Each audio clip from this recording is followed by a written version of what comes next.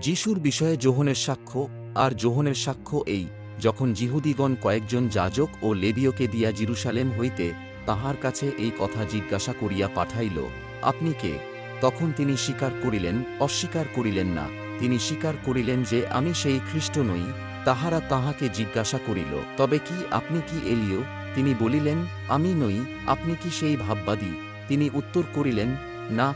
তখন তাহারা তাহাকে কহিল, আপনি কে, যাহারা আমাদিগকে পাঠাইয়াছেন, তাহাদিগকে যেন উত্তর দিতে পারি, আপনার বিষয়ে আপনি কি বলেন? তিনি কহিলেন, আমি প্রান্তরে একজনের রব, যে ঘোষণা করিতেছে, তোমরা প্রভুর পথ সরল করো, যেমন যিশাইও ভাববাদী বলিয়াছিলেন।